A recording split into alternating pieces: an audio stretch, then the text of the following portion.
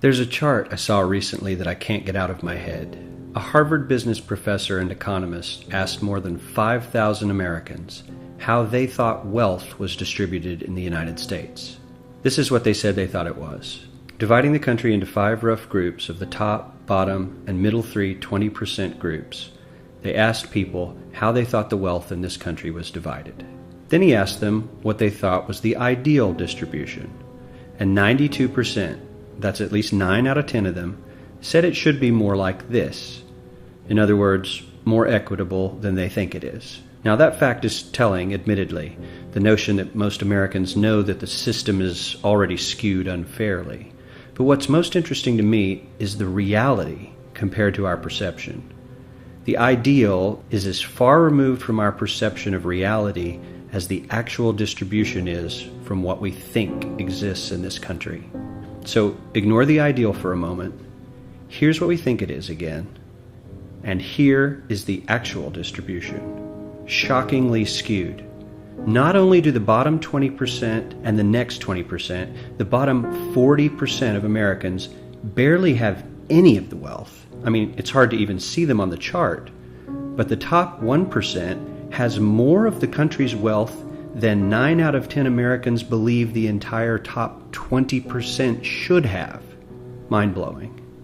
But let's look at it another way, because I find this chart kind of difficult to wrap my head around. Instead, let's reduce the 311 million Americans to just a representative 100 people. Make it simple.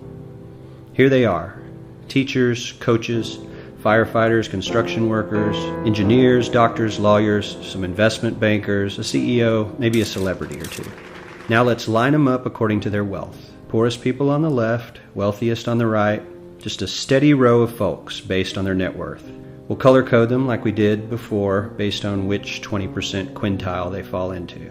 Now let's reduce the total wealth of the United States, which was roughly $54 trillion in 2009, to this symbolic pile of cash. And let's distribute it among our 100 Americans. Well, here's socialism, all the wealth of the country distributed equally. We all know that won't work. We need to encourage people to work and work hard to achieve that good old American dream and keep our country moving forward. So, here's that ideal we asked everyone about. Something like this curve.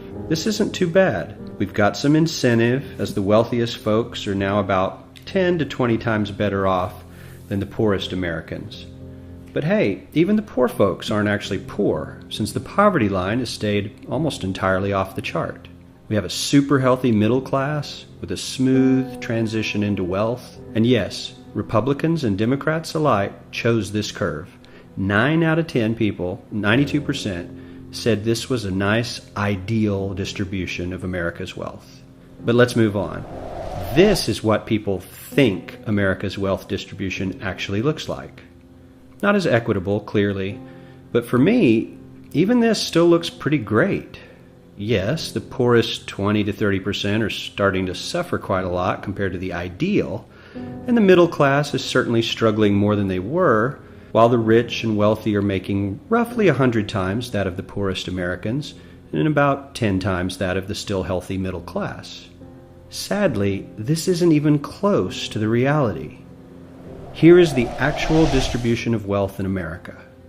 The poorest Americans don't even register. They're down to pocket change, and the middle class is barely distinguishable from the poor. In fact, even the rich between the top 10 and 20 percentile are worse off. Only the top 10% are better off. And how much better off? So much better off that the top 2 to 5% are actually off the chart at this scale. And the top 1%, this guy, well, his stack of money stretches 10 times higher than we can show. Here's his stack of cash, restacked, all by itself. This is the top 1% we've been hearing so much about. So much green in his pockets that I have to give him a whole new column of his own, because he won't fit on my chart. 1% of America has 40% of all the nation's wealth. The bottom 80%, 8 out of every 10 people, or 80 out of these 100, only has 7% between them. And this has only gotten worse in the last 20 to 30 years. While the richest 1% take home almost a quarter of the national income today, in 1976 they took home only 9%, meaning their share of income has nearly tripled in the last 30 years. The top 1% own half the country's stocks, bonds, and mutual funds. The bottom 50% of Americans own only 0.5% of these investments, which means they aren't investing.